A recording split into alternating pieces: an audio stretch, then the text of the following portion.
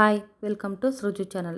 ಆಸೆ ಧಾರಾವಾಹಿ ಇವತ್ತಿನ ಸಂಚಿಕೆ ಹೇಗಿದೆ ನೋಡ್ಕೊಂಡು ಬರೋಣ ಬನ್ನಿ. ಅದಕ್ಕಿಂತ ಮೊದಲು ನಮ್ಮ ಚಾನಲ್ನ ಹೊಸದಾಗಿ ನೋಡ್ತಾ ಇದ್ದರೆ ಯಾರು ಸಬ್ಸ್ಕ್ರೈಬ್ ಮಾಡ್ಕೊಳ್ದೆ ನೋಡ್ತಾರೆ ದಯವಿಟ್ಟು ಸಬ್ಸ್ಕ್ರೈಬ್ ಮಾಡ್ಕೊಳ್ಳಿ. ಸೀನಾ ಬ್ರೋ ಮತ್ತು ಮನೋಜ್ ಅವರು ಬಾರಿಂದ ಹೊರಗಡೆ ಬರ್ತಾರೆ. ಹೊರಗಡೆ ಬಂದು ಕಾರ್ ಹತ್ರ ಹೋಗ್ತಾರೆ. ಮನೋಜ್ ಅವರು ತುಂಬ ಕುಡ್ದಿರೋದ್ರಿಂದ ಡೋರು ಕೂಡ ತೆಗಿಯೋಕ್ಕಾಗೋದಿಲ್ಲ. ಸೀನಾ ಬ್ರೋ ಹೇಳ್ತಾರೆ, ಬ್ರೋ ನೀವು ಇವತ್ತು ಕಾರ್ ಡ್ರೈವ್ ಮಾಡಬೇಡಿ, ನಾನು ಆಟೋ ಇಲ್ಲ ಅಂದರೆ ಕ್ಯಾಬ್ ಬುಕ್ ಮಾಡ್ತೀನಿ ಬ್ರೋ ಅಂತ ಹೇಳ್ತಾರೆ.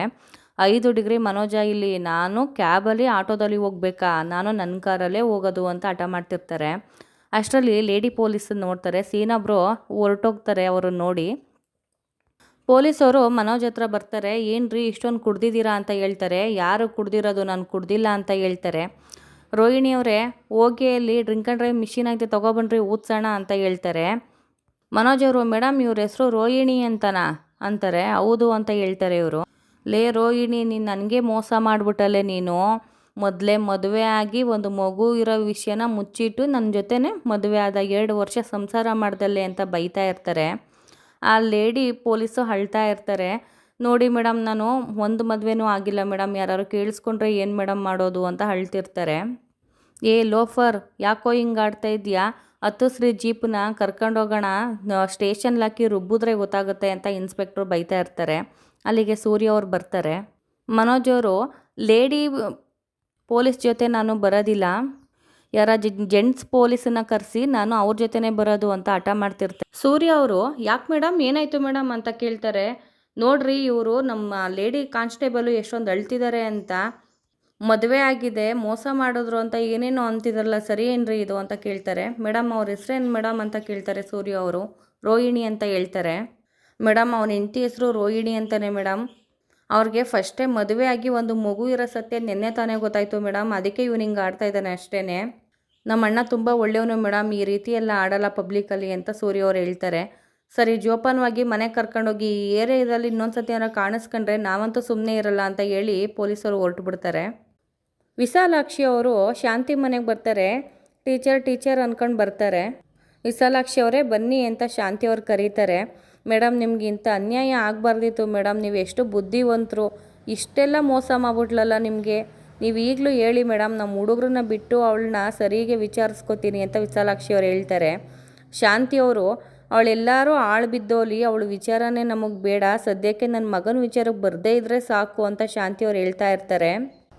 ರೋಹಿಣಿ ಅವರು ಮನೆ ಒಳಗಡೆ ಬರ್ತಾರೆ. ವಿಶಾಲಾಕ್ಷಿ ಅವರು ಹಿಂದೆ ನಿಂತ್ಕೊಂಡು ವಿಡಿಯೋ ಮಾಡ್ಕೊತಾರೆ.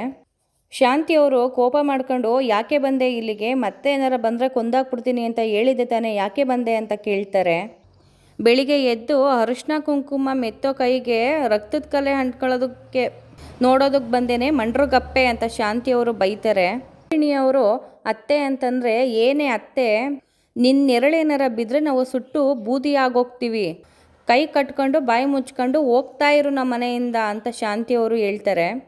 ರವಿ ಅವರು, ಅಮ್ಮ ಫಸ್ಟು ಅವರು ಏನಕ್ಕೆ ಬಂದಿದ್ದಾರೆ ಅಂತ ಕೇಳಿ ನೋಡಮ್ಮ ಅಂತ ಹೇಳ್ತಾರೆ. ಶಾಂತಿ ಅವರು, ನಂಗೆ ಕೇಳಲ್ಲ ಕಣೋ, ಏ ರಾಜಮಂಡ್ರಿ ಒಯ್ತಾ ಇರೋ ತಿರುಗಿ ನೋಡದೆ ಹೋದಂಗೆ ಅಂತ ಹೇಳ್ತಾರೆ. ರೋಹಿಣಿ ಅವರು, ನಂದು ಬಟ್ಟೆ ಬರೆ ಎಲ್ಲ ಇಲ್ಲೇ ಇದೆ ಅತ್ತೆ, ತಗೊಂಡು ಹೋಗೋಕೆ ಬಂದೆ ಅಂತ ಹೇಳ್ತಾರೆ. ಶಾಂತಿ ಅವರು, ಓ ಕಾಮಾಕ್ಷಿ ಸೀರೆ, ಮೀನಾಕ್ಷಿ ಚೂಡಿದಾರು, ಮಲೇಷಿಯಾ ಚಿನ್ನ, ದುಬೈ ಬಣ್ಣ ತಗೊಂಡು ಹೋಗೋಕ್ಕೆ ಅಂತ ಬಂದ, ಎಲ್ಲ ಬಿಟ್ಟೋಗಿದೆಯಲ್ಲ ಅದಕ್ಕೆ ಬಂದಿದೆಯೇನೆ, ಇದು ಏನೇ ಸಂಪಾದನೆ ಮಾಡಿದ್ರು ಇದು ನನ್ನ ಮನೆ, ಇದು ನನ್ನ ಮಗ ಸಂಪಾದನೆ ಮಾಡಿರೋದು ಕಣೆ, ಇಲ್ಲಿಂದ ಒಂದು ಧೂಳು ಕೂಡ ಸಿಗೋದಿಲ್ಲ ಅಂತ ಶಾಂತಿಯವ್ರು ಹೇಳ್ತಾರೆ. ಶ್ರುತಿಯವರು, ಅಲ್ಲ ಅತ್ತೆ, ಇದನ್ನು ಯಾರೇ ಸಂಪಾದನೆ ಮಾಡಿರ್ಬೋದು, ಇವ್ರು ಚೂಡಿದಾರು ಸೀರೆ ಎಲ್ಲ ನಿಮ್ಮ ಮಗ ಹಾಕೊಂಡು ಸುತ್ತಾಡೋದಕ್ಕಾಗುತ್ತಾ, ತಗೊಂಡೋಗ್ಲಿ ಬಿಡಿಯತ್ತೆ ಅಂತ ಹೇಳ್ತಾರೆ. ಶಾಂತಿಯವರು, ನಿಂಗೆ ಇದೆಲ್ಲ ಗೊತ್ತಾಗಲ್ಲ, ಸುಮ್ಮನಿರಮ್ಮ, ಇಲ್ಲಿಂದ ಹೋಗೋಷ್ಟರಲ್ಲೇ ಬಣ್ಣ ಬದಲಾಯಿಸ್ಬಿಡುತ್ತೆ ಇವಳು, ಉಸಿರು ಉಳ್ಳಿ ಇದ್ದಂಗೆ, ಸುಮ್ಮನಿರಮ್ಮ, ನಿಂಗೆ ಇದೆಲ್ಲ ಗೊತ್ತಾಗಲ್ಲ ಅಂತ ಹೇಳ್ತಾರೆ. ನಿನಗೇನೆ ಬಟ್ಟೆ ತಾನೇ ಬೇಕು, ನಾನೇ ಹೋಗಿ ತಗೊಂಡು ಬರ್ತೀನಿ, ನೀನು ಒಂದು ಹೆಜ್ಜೆನೂ ಮುಂದೆ ಇಡಬೇಡ, ಅಲ್ಲೇ ನಿಂತ್ಕೋ ಅಂತ ಶಾಂತಿಯವ್ರು ಹೇಳ್ತಾರೆ. ಮೀನಾ ಅವರು, ಅತ್ತೆ 1 ನಿಮಿಷ, ನೀವು ಹೋಗಿ ತಂದ್ಕೊಡ್ಬೇಡಿ ಅತ್ತೆ ಬಟ್ಟೆನ, ಅವರೇ ಎತ್ಕೊಂಡು ಹೋಗ್ಲಿ ಅಂತ ಹೇಳ್ತಾರೆ. ಶಾಂತಿಯವರು, ಏನೇ ನಿನ್ನ ಮಾತನ್ನು ನಾನು ಕೇಳಬೇಕಾ, ನನಗೇನೆ ಅಂತ ರಾವು ಮೆಟ್ಕೊಂಡಿರೋದು, ಬಾಯಿ ಮುಚ್ಕೊಂಡು ನಿಂತ್ಕೊಂಡ್ರೆ ಸರಿ ಅಂತ ಶಾಂತಿಯವ್ರು ಬೈತಾರೆ. ಬಟ್ಟೆ ತೊಗೊಂಡು ಬಂದು ರೋಹಿಣಿ ಮುಖದ ಮೇಲೆ ಶಾಂತಿಯವರು ಬಟ್ಟೆ ಎಸಿತಾರೆ. ಸೂರ್ಯ ಅವರು ಮನೋಜ್ ಅವ್ರನ್ನ ಕರ್ಕೊಂಡು ಬರ್ತಾರೆ. ಮನೋಜ್ ಅವರು ತುಂಬ ಅಳ್ತಾ ಇರ್ತಾರೆ.